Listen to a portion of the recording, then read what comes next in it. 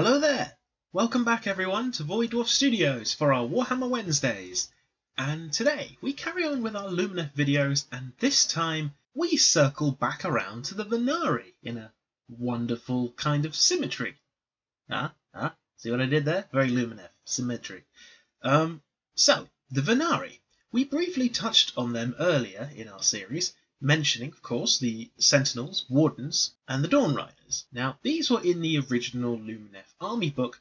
However, the new one's out, and we've got some really new, shiny, wonderful things added to Vinari, and we have a bit more of a fleshed out backstory when it comes to how the elves conduct themselves. As previous episode, we talked about the Skinari, the mages, the commanders who are, well, very fond of the traditional elven kind of magic, with a little bit of a twist, thanks to the whole reincarnating souls and having a sort of connection to, well, emotion and, well, the earth itself, or at least the elements in respect or another. Anyway, the point I'm trying to make here is the Vinari are the opposite.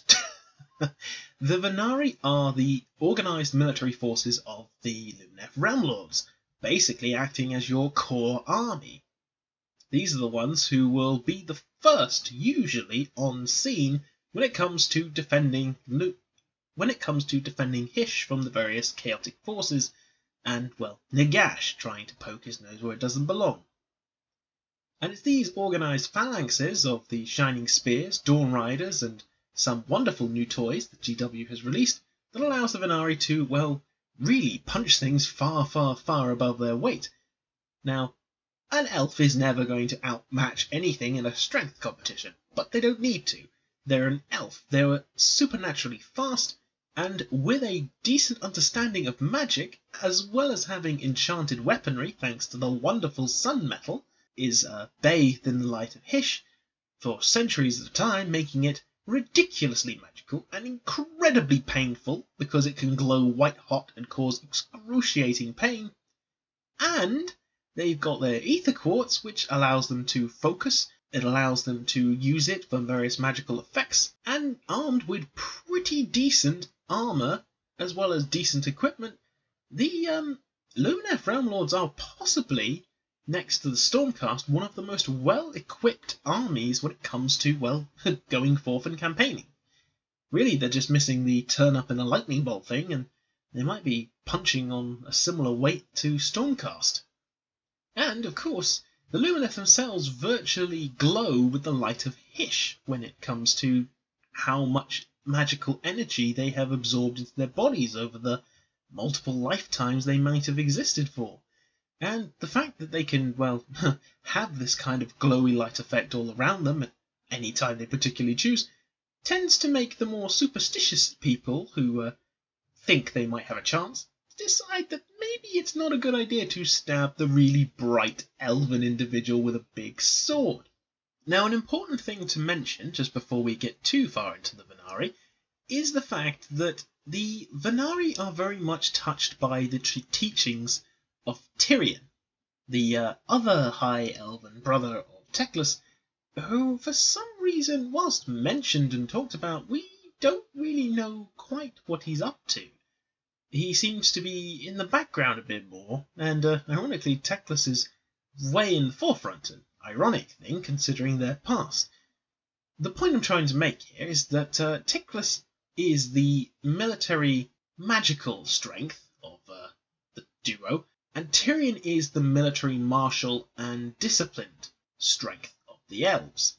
It is from Tyrion that the Vinari try to emulate this level of discipline, swordsmanship, and skill, and this is what makes them superbly dangerous and wonderful swordsmen. Let's start off with the Bladelords, shall we? Vinari Bladelords are very, very, very well-respected warriors amongst the Lumineth. They are kind of like samurai in a way. They have devoted themselves to not only mastering the blade, but also becoming adept at, well, philosophy. And being personal bodyguards to mages, you kind of pick up a bit of magic here and there.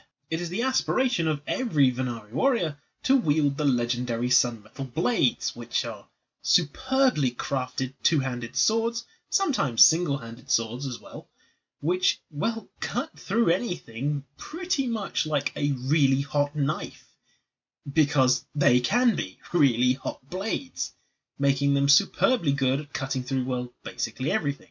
Now, the blacksmith in me goes, well, if you heat up the metal really, really hot, then you're probably going to actually make it blunt as opposed to, well, cut better. But, there is the whole thing that magical swords, and it keeps its sharpness whilst retaining the heat, so, you've got an instant cauterizing wound blade. So that's fun. And the Vinari Bladelords devote themselves for thousands of years, potentially, dedicating themselves to mastering all the various forms of the blade. And considering that Tyrion is kind of the most insane swordsman in the Warhammer Fantasy universe, this guy can duel demon princes and dragons to a standstill if he so chose, and some of the best Chaos champions. Yeah, trying to match him now that he's basically god level, that's going to take at least a couple lifetimes, at the very least. And the most important part of being a Vinari Bladelord is you don't stand still. You don't just master one type of weapon. Once you feel you've gotten the grip of your particular blade, and you understand how best to use its strength, leverage, momentum, how to be most dexterous with it, what circumstances are best applied with it, you move on to a different blade. Because, well, what's the point in having this blade that you've mastered when there's plenty of other weapons that, you could probably be better at and maybe more advantageous in different circumstances?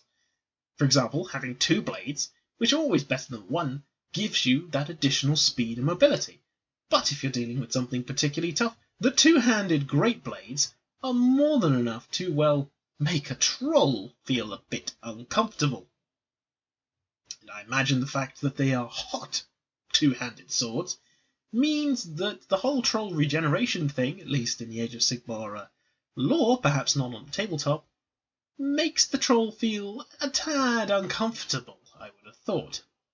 And when we look at the Vinari Bladelord stat line, you kind of understand why it might make a troll a tad uncomfortable. With a very respectable 2 wounds, 7 bravery, 4 up save and a 6-inch move, they're already better than the average elf, and these guys tend to come in groups of 5 to 10 models. And you've got a couple choices to make. First of all, your Bladelord Seneschal, the leader of your unit, can be armed with either the Sunmetal Great Blade or a pair of dual blades. You do get to add an extra attack if you have a Great Blade, but the Sunmetal Dual Blades allows you to have 3. So, first up, their abilities. Guardian. This is to represent the fact that Vinari Bladelords are typically bodyguards for Lumineth mages. How this works on the tabletop is that you roll a dice whenever a wound would have been suffered by a Skinari model within 3 inches of you, and on a 2+, you can choose to take the wound or mortal wound yourself.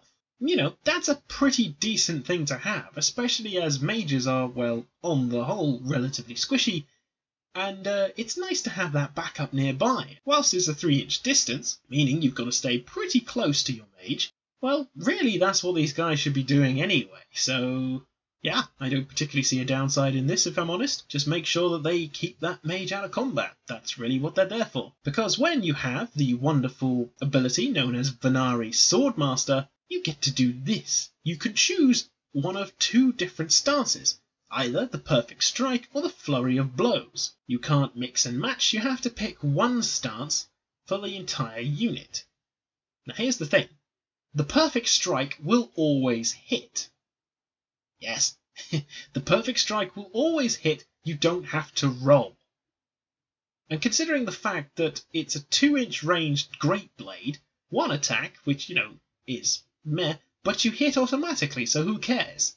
And it wounds on a 2 and -2 rend with a single damage, so yeah, that's pretty damn good at wounding things.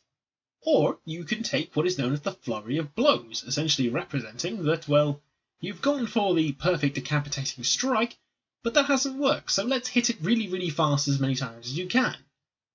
With the Flurry of Blows, the attack characteristic is equal to the number of enemy models within 2 inches of the attacking model. Haha, so let's just say, for example's sake, you have a unit of, let's say 30 beastmen around this Vinari Bladelord unit. you're probably guaranteed to have this unit dish out about 20 to 30 attacks, potentially, especially if you can get these guys well into the scrum. And, well, yeah, you're hitting then on threes, wounding on threes, and whilst you don't have the rend, which I presume is because you're spinning yourself around really, really fast and hitting things, you still have 1 damage, so they're pretty good in multiple situations. They're not going to kill things quickly, because all their attacks only do a single point of damage, but they are very, very good at hitting things really well. And I'm not too worried about that. The 4+ save could be a potential issue, because, well, it's only a 4+, and -1 rend is surprisingly common, but really they're there to take away the wounds from the mages, so the fact that they're pretty good in close combat is still a worthwhile thing to note. Speaking of things to note, Vinari Bladelords love to carry beautiful fluttering banners on their backs. Sort of brings the whole samurai metaphor into stark reality. And the fact is, these banners are woven by Vinari mages who help protect them from more hostile forms of magic by enchanting not only their blades, but their banners. And it works like this. Each time this unit is affected by a spell, or hit with an endless spell, you roll a dice, and on a 4-up, you can completely ignore the effect of the spell, regardless if it's a targeted spell or an endless spell effect. And the last thing to note is your Seneschal, with his dual-wielding blades, has 3 attacks that hit on 2s, wound on 3s, -1 rend and 1 damage, which is pretty decent. Ironically, this is not necessarily the kind of unit you want to use against elite formations. This is actually the unit you want to use against, well, chaff, ironically. If a giant starts wandering up to Bladelords, the Bladelords are gonna die really fast. Yes, you've got some guaranteed hits coming in, but it's only potentially 5 hits, with an extra hit if you chose to take the Seneschal with a Great Blade. That's good, but the giant is going to squash you all before you get a chance to, well, really properly kill him. Obviously, you're a Lumineth, so you get to hit things first regardless, but the giant is going to hit you on the backswing so hard that you go flying off into the distance. So really, I think the best way to employ these lovely, lovely blade-wielding nutcases is against, well, chaff, ironically. They can dish out so many attacks when they're surrounded that it just makes them worthwhile. And if you're fighting chaff, on the whole, they're not going to be hitting you very easily. So yeah, make sure you hit first, because you're Lumineth, you can do that, and then mop up the rest with your mage and, well, have some Dawn Riders ride the rest of them down. A very beautiful looking set of models, and an interesting addition to the army. I'm on board with it, for sure. And next up on our list is something similar, but also, well, in a manner of speaking at least, completely different. The Vinari Banner Blade Champion. This beautiful banner, and the lovely elf carrying it, is a champion of the Vinari caste. Basically, this guy, or girl, has proven themselves to be a ridiculously good fighter, and very, very, very stubborn when it comes to, well, not giving ground. As such, they are entrusted with what are called world banners. Now, a world banner is essentially an enchanted banner that has been blessed by mages from each of the elementary shrines, and woven with a very special silk known as solar silk.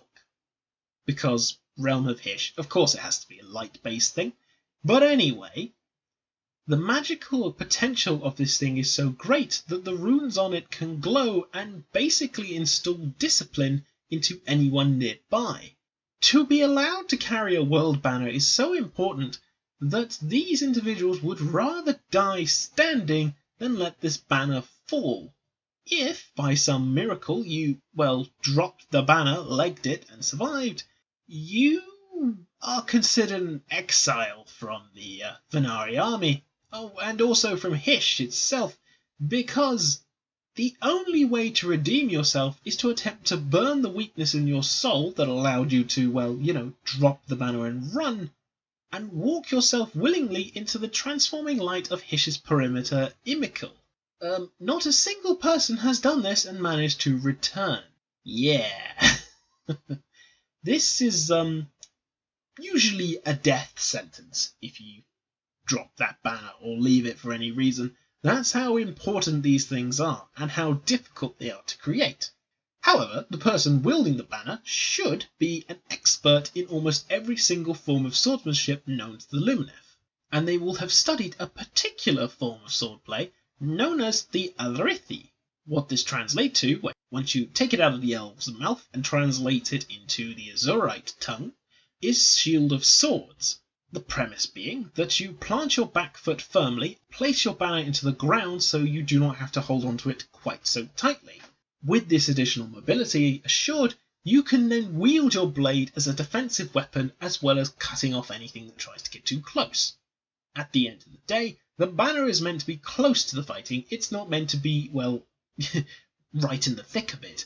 You're supposed to be keeping this guy alive after all. And a Vinari banner blade is going to stay alive for a pretty decent amount of time, thanks to a wonderful 5 wound profile, 8 bravery, meaning they're not going to run from anything, and a 3+ save, because they're wearing some of the most decked out armour that the Vinari can give you, because they know you're going to be the target of a lot of harmful magics and harmful attacks. You are given a single weapon, which is known as the Banner Blade Sword, which has a wonderful 4 attacks, hitting on 2s, wounding on 3s, -1 rend 1 damage.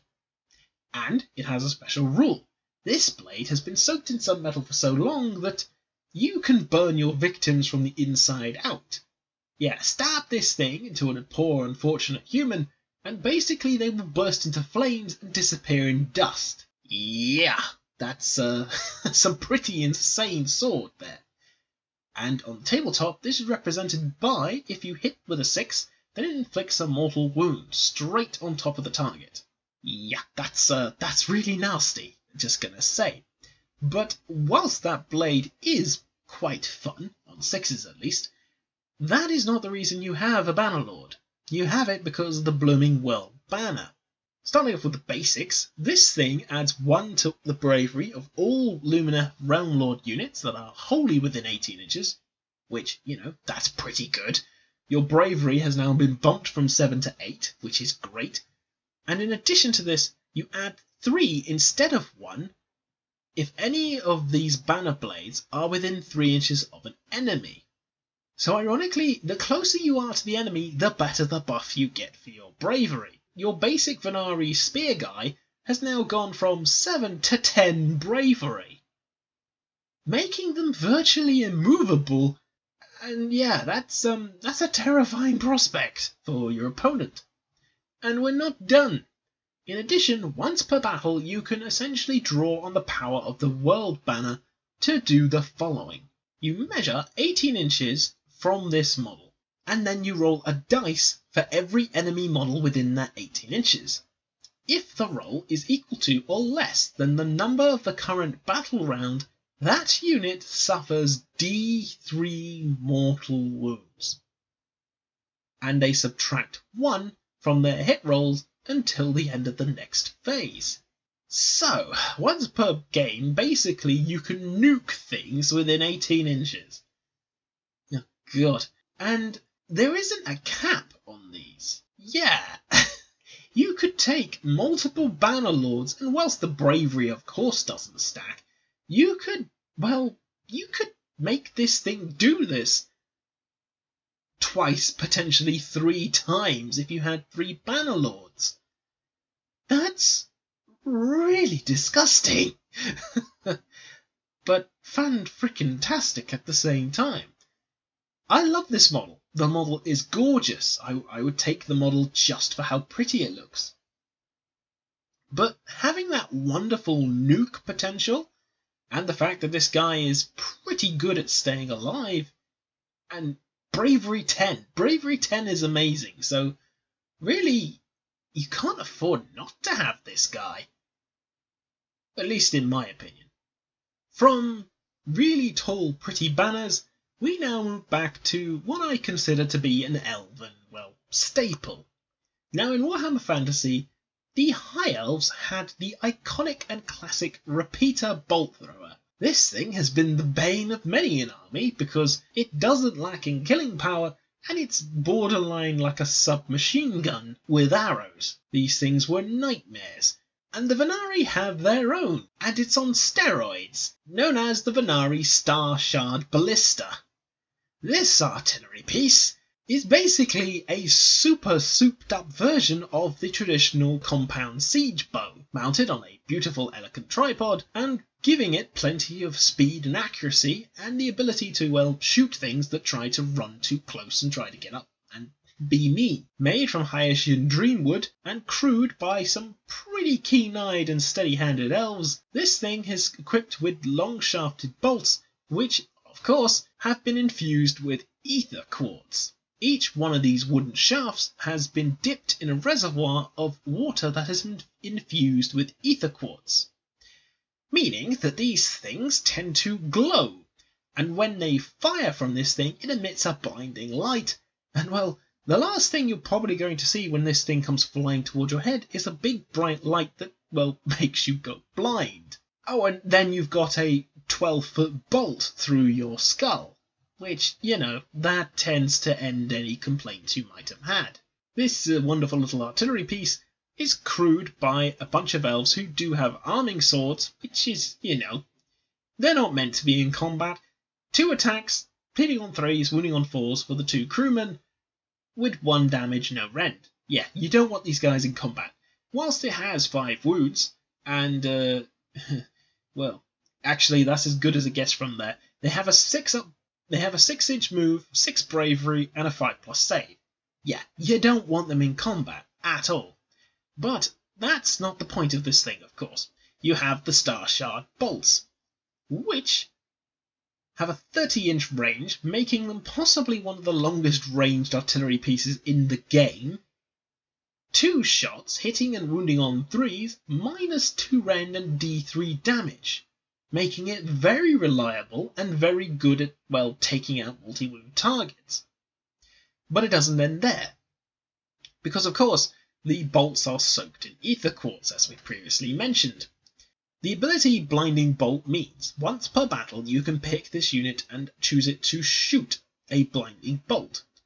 Any hits made by the bolts dazzle the foe, so if that unfortunate individual is still alive, you subtract 1 from their hit rolls until their next turn.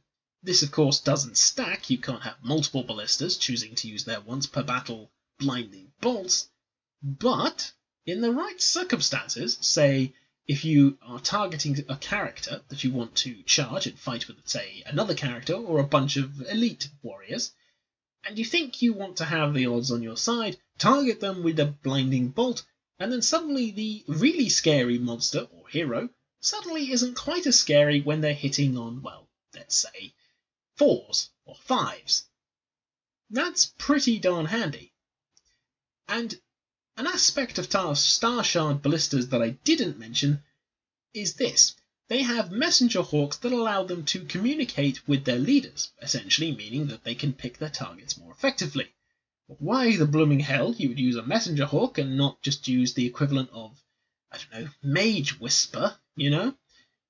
But, the elves are entitled to their own little whims of fancy. In game terms, what this means is you pick an enemy unit within 24 inches of a Realm Lord hero, and you pick a ballista within 24 inches. And so long as your hero is within that range, the ballista adds 1 to hit rolls. The idea being that the hero is directing the shots, allowing the ballista to be more accurate. So yeah, you now have a ballista, if a hero is close enough, hitting on 2s, and then wounding on 3s -2 rend D3 damage, because that wasn't bad enough. Good God, the Lumineth are terrifying. I really, really, really want to fight some Lumineth, just so I could get my teeth into them. Or collect them. I also really like the look of the Vinari. Anyway, back on topic. Last thing to mention is the warding lanterns. These lanterns contain ether quartz. They aid in accuracy when in dark locations because, well, they glow, and their use is a kind of quick defense against incoming attackers. How this works is the following. You roll a dice each time you allocate a wound or mortal wound. So long as it's not moved in that turn, on a 6th the wound is negated. And in addition, you add 1 to the attack characteristics of the Star Shard bolts if it is not moved in the same turn. So,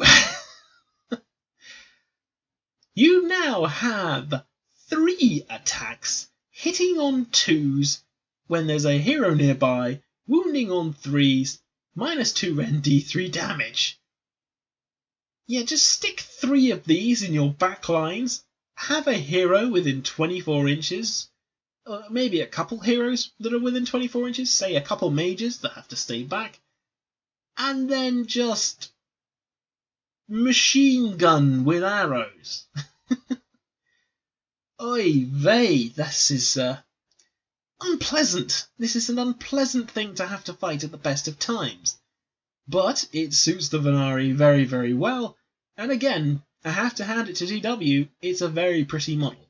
Multiple bowstrings aside, because I still can't decide if that's actually gonna work in reality or not, it's a very pretty model. And finally, we move on to our first general of a Vinari, or well, any army in the Lumineth, in a manner of speaking, that is a non-named character. The Vinari Lord Regent. The Lord Regent is in fact the highest member of the Vinari caste. These are generals, commanders and leaders responsible for the various invasions of the different mortal realms and the to's and fro's of the wars between Nagash, Chaos, and anyone stupid enough to fight the Lumineth. A Lord Regent is in fact an extension of Tyrion's own will, being well versed in the decree Tyronic, essentially being able to speak with the voice and authority of Teclis himself, which is pretty important, and means that they have a lot of weight when it comes to their decisions amongst the Lumineth. On the whole, however, these Lord Regents don't particularly wish to get, well, bogged down in debates. They are actually far more at home when it comes to, well, leading armies in battle, training the recruits, and strategizing on, well, a tabletop, figuring out the best way to defeat their opponents. To be named Lord Regent literally means that you have to be worthy from the eyes of Tyrion. And in order to do that, this involves travelling to the Haxia, the thing that drives most people bonkers, and returning enlightened. And part of this enlightenment means that you tame what are known as the light courser mounts. A light courser mount is the wonderful creature that this elf is riding. A 4-footed quadruped that can gallop faster than most horses and is more than fast enough to even keep up with the Huracan Temple's riders, and typically being filled with this kind of pent-up energy and restlessness that makes them fantastic for, well, charges. And once they form a bond with their rider, they will stay with them practically until death. Your Lord Regent is a fantastic general. With a whopping 6 wounds, 14-inch move, a 3+ save, and 8 bravery, already a very respectable stat line for any elf general. And you cap that off, of course, by being mounted on the light courser, which is, well, ridiculously fast, and adds its attacks to the profile. First up, you have the horns and claws of your light courser. 3 of them, in fact, hitting on 3s, wounding on 4s, 1 damage, no rend, which, that's pretty damn good for most mounts. Having that 3rd attack means it's already better than the average horse, and, well, you can't say much for more than that for most mounts. However, of course, he is armed with a very special sword, the Regent's Sword. 5 attacks, hitting on 2s, wounding on 3s, -1 rend and 1 damage. Which seems relatively meh, but, that's 5 attacks that are hitting on 2s. And there are ways to re-roll that, so, don't worry too much in that instance. And you have a bunch of abilities Oh, and did I forget to mention he's a wizard as well? Because of course he is, because virtually every single character in the Lumineth roster is also a wizard. If you ever thought you were going to dominate the magic phase when you play against a well-rounded Lumineth army, good luck to you. Anyway, starting off away from the magic, we will look at the sun metal weapon, because of course his blade is made of sun metal, meaning that every time he hits on a 6, he does a mortal wound instead. Nasty, because he has 5 of those that are hitting on 2s, meaning there's a good potential for at least 1 or 2 of those to be a mortal wound. Not fun at all. And of course, he has pure forms of ether quartz, which are, well, fun to use. Basically, he chooses to burn these from the jewels in his armor, and they mean that anyone trying to hit him, because of the dazzling light show, subtract 1 from their hit rolls. And in addition to this, you add 1 to your casting roll when you attempt to cast the Great Power of Hysh. Now, as part of a rule that I haven't gotten to yet, this can only be done so long as you have an ether quartz reserve. But I will get into that when I start talking about their spells and things in the next episode. So moving on to the whole magic thing, because of course he's a wizard, he can cast 1 spell and unbind 1 spell. However, unlike most wizards, he only knows the 1 spell he can cast, which is the Great Power of Hysh. Using his arcane knowledge, he can he can empower sun metal blades around him, making them ridiculously more dangerous, and doing the following. Cast on a 7-up, you pick D3 friendly Lumineth Lord units, and their sun metal blades, so long as that unit is within 18 inches and visible to your Lord Regent. Until the next hero phase, the sun metal weapon ability, the hitting on 6 causes a mortal wound thing, it's instead on a 5. Suddenly your Vinari Bladelords aren't looking too shabby when it comes to elites when you cast this spell, and you decide to activate the sun metal blades. Meaning that, well, practically your entire army, because your entire army has sun metal blades in one way or another, means that you're going to poke holes through everything with bright shiny spears, lances, swords, and oy vey. This is, the Vinari are a terrifying force when it comes to Lumineth, and honestly, that's kind of what they are. Lumineth are, well, a terrifying elite force, and that's exactly how they should be. And I am strongly looking forward to seeing more Vinari stuff in the future, and finding out how they do against, well, the other realms. Because there's a lot of stuff that really hates the light in the mortal realms, and this does mean that the Lumineth are going to be outnumbered all the time. And that's probably the only way that you're going to stop them from, well, trampling everything around them. I hope you've enjoyed this episode. Thank you very, very much for watching and subscribing and checking out my stuff. I am flabbergasted, frankly, that we've managed to hit over 190 subscribers. Thank you all so much. This is amazing. I cannot thank everyone enough. I hope you're all enjoying the content. Please let me know if there is anything you would like to see, and I will do my best to make it come to life. If you have the time, patience, and money, I would really appreciate you checking out the Patreon page featured on the main page, because those people who are supporting the channel financially make it possible for me to try and aspire to better quality videos in the future.